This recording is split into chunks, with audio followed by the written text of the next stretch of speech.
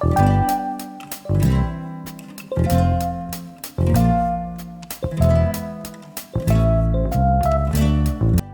燕，係恒哥，好開心啊！我哋已經係第3次，即係有呢個 channel 啦。咁咧就重溫一下第1、2次啦，睇下我記唔記得，睇下我啲記性好唔好。好啊。咁第1次咧，其實我哋就講咗種植嘅泥土啦。係。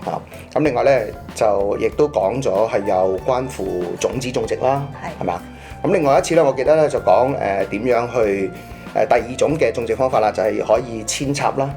同埋咧就係分株啦。係。咁咧就學咗好多嘢啦。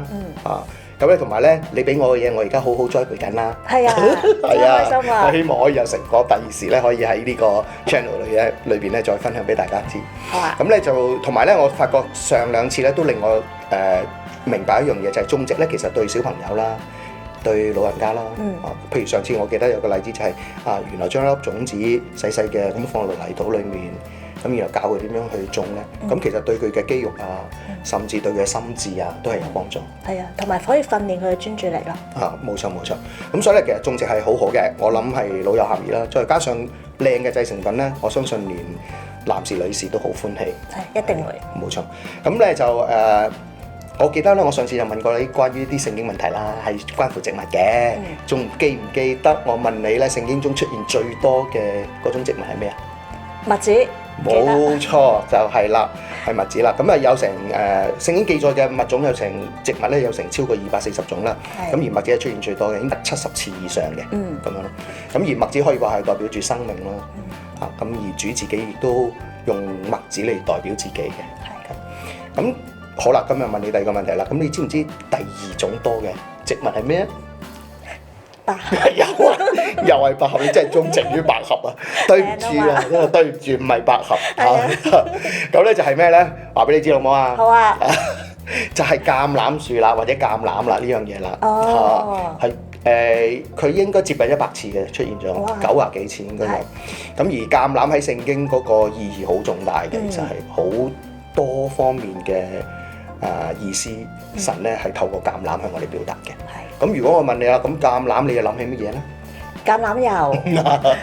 好嘢，好嘢。點解你揀橄欖油唔揀花生油咧？健康啊嘛，我而家成日食㗎。好嘢，咁呢個選擇係正確嘅。係。同埋咧，我相信亦都係聖經提到油咧，大部分都係其實講橄欖油嘅。咁連如果大家知道咧，就其實我哋長老每人按手咧用嘅油都係用橄欖油嘅。咁而橄欖咧，其實如果我冇記錯，首次出現咧就係喺洪水時候啦。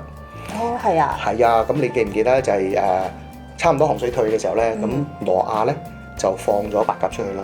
咁而翻嚟咧，白鴿就係擔住咗咩？哦，係喎，橄欖枝喎。係啊，就係橄欖葉翻嚟啦。咁咧可以話咧係，如果喺洪水滅世嘅情況底下咧，首次提到仍然有即係有生命再重現咧，就係橄欖。咁所以橄欖可以話係代表住希望。咁而喺世界上面咧，好多人都用咗橄欖枝或者橄欖葉咧，係代表咗和平啦。咁所以咧，佢係好有意義嘅。係。咁另外喺其實橄欖本身咧，生命力係好強嘅。咁佢可以喺一啲好差嘅環境咧，都可以生長到，甚至咧係可以好長命。去到幾百年啦，過1000年都有。哇！係啊，我聽聞咧有最古老嘅橄欖係去到3000年嘅。哇！而佢好特別嘅地方就係咩咧？佢仍然結果子。咁所以咧就佢代表住生命啦，代表住豐盛啦。咁所以係好有意思嘅。咁頭先你講到油啦，代表住聖靈添啦。咁而我最想提嘅咧就因為太多啊，所以咧不如我講下就係詩篇52篇啦。好啊。就係大衛咧，就係將自己比喻做青橄欖。而佢當時寫呢篇詩嘅時候咧，應該係遭遇咗相當大嘅艱難，喺環境上都係好困難。咁再加上多益咧係陷害佢啦。咁而多益亦都親手殺死咗80幾個祭司。咁其實大衛係覺得自己咧係疏忽咗呢個人。咁導致到咧就可能呢啲祭司被殺咧係佢有啲唔舒服。咁當寫呢首詩嘅時候咧，其實我相信佢將自己比喻做青橄欖咯，栽喺神嘅殿中。佢即係要永遠遠嘅依靠佢咁樣。咁所以咧，對於我哋基督徒嚟講都係好有意思，係就係無論環境幾差啦，或者係有好多惡人陷害啊，或者係我哋眼見成個形勢，甚至自己好似無能為力啦。咁大衛俾我哋一個感覺就係佢借咗青橄欖作為一個比喻，就係我哋要依靠神，要享受神嘅愛，要親近佢，同埋咧要同弟兄姊妹一齊。咁呢個咧係聖經中嘅橄欖啦。咁如果大家好想知其他關乎橄欖嘅嗰啲嘅意思咧，其實就我覺得你喺網上揾啦，另外亦都可以睇翻多啲呢啲嘅聖經，咁你會有好多得着嘅。好嘛？好啊。好啦，咁我驚你嫌我沉悶啊！唔會啊，好好聽啊！係咩？好啦，咁啊，我哋翻嚟今日嘅題目啦。今日嘅題目咧，其實係好特別嘅，叫做藝術家嘅手筆。係咪啊？係啊。咁啊，藝術家嘅手筆究竟係講乜嘢咧？咁啊，阿麗燕你話俾我聽啦。好啊，咁啊，其實就係想形容呢啲植物觀葉海棠。嚇！我覺得佢好靚啊，因為咧佢無論係中間啲花紋啦，又或者側邊嗰啲紋咧，都似畫家畫上去咁樣。係啊，我覺得咧佢咧完全好似唔係溝，因為銀色啊或者金色咧呢啲磚色咧，其實係好難溝到出嚟噶嘛。係啊。但係你睇下佢真係好靚喎，好靚嘅喎。係啊。我試過夜晚見佢咧，即係有燈光咁樣，會反映一啲銀色出嚟。真係好靚，閃下咁樣，哇！好犀利喎，好神奇喎，我覺得咁樣。咁同埋咧，我發覺咧就係呢啲葉咧，佢係唔係左右對稱嘅喎？又係佢係好似咧，即係一個心形，但係咧就係高低或者歪歪地咁樣嘅啊，好特別咯，即係好似旋轉咁樣生長出嚟。冇錯，同埋咧難怪啦，因為咧。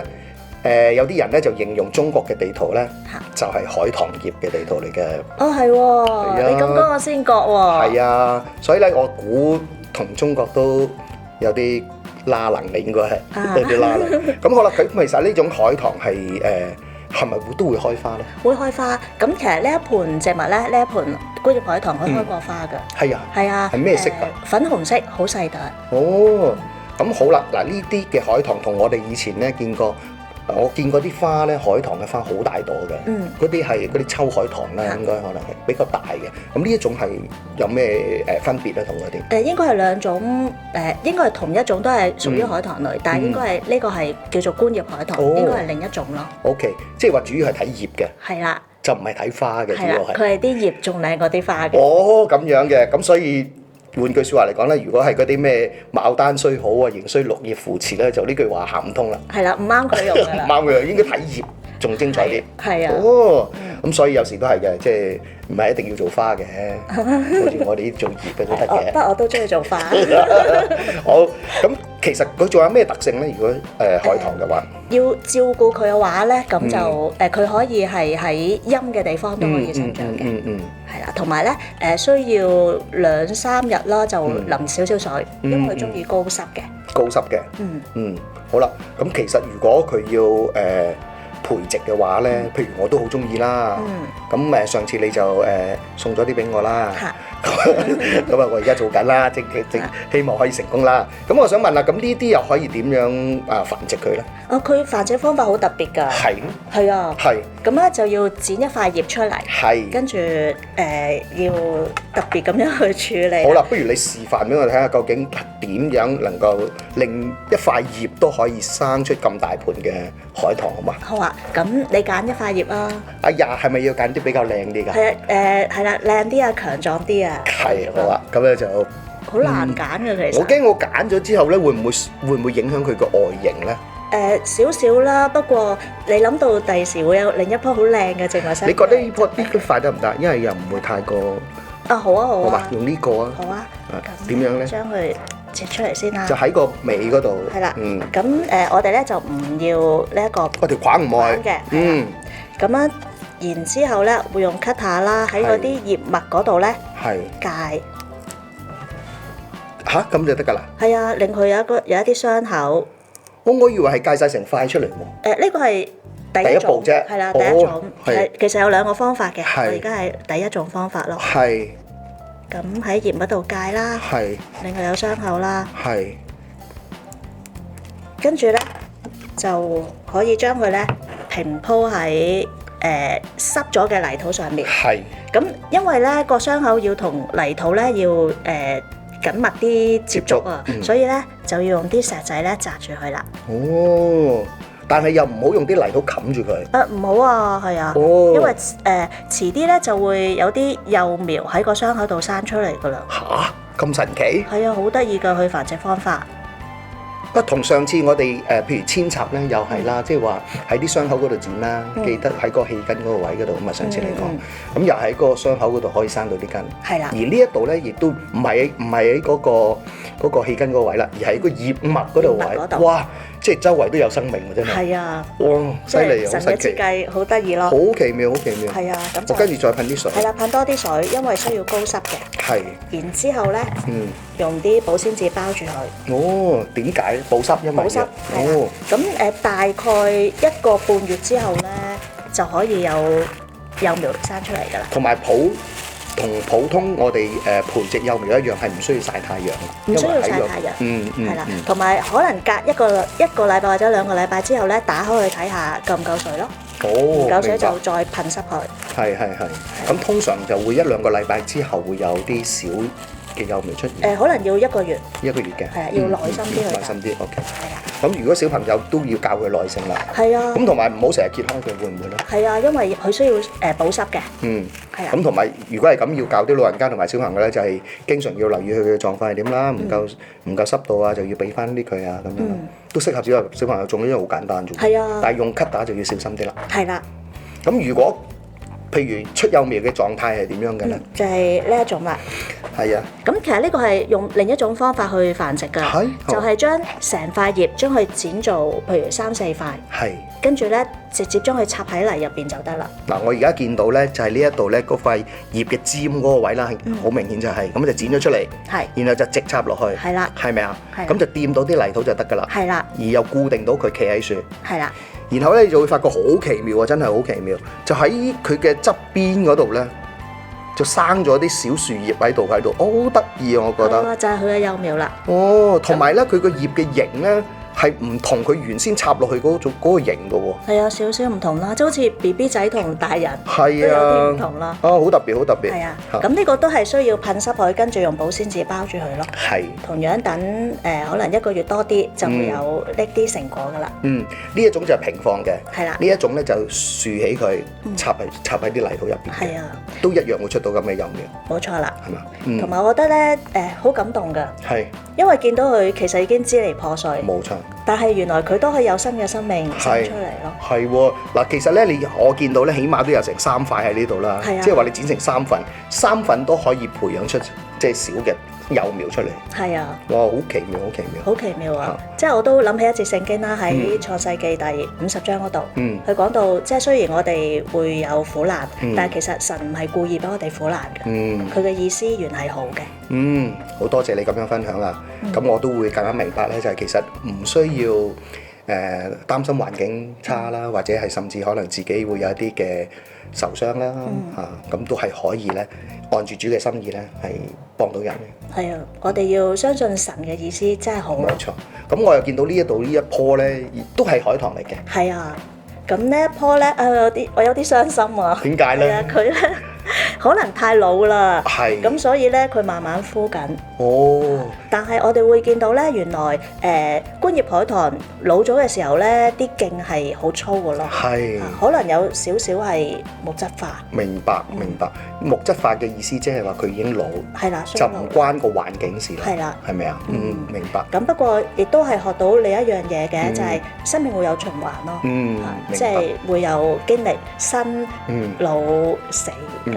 咁會唔會咧？你而家將佢試下用呢種方法，又可以培植翻新嘅出嚟咧？係啊，都可以㗎。即係好似頭先咁樣剪一塊葉出嚟，再培植咯。明白。好啊，今日咧好好喎，因為咧其實認識咗咧就係呢種植物海棠啦，同埋咧呢個好神奇嘅方法咧去將佢培植，好奇妙。同埋咧，我覺得真係好靚。雖然係葉啫，唔係花，但係葉咧已經感受嗰種奇妙啦。竟然係會閃下熒光咁靚嘅，同埋咧，我覺得都係好有獨特嘅即係嗰種愛喺度啊。係啊，神嘅創造真係好靚咯。冇錯冇錯冇錯。好，咁我哋咧就好開心啦！呢一集咧我哋告一段落啦。咁我哋下一次咧就係又一個好特別嘅題目喎。係咪啊？就係咩啊？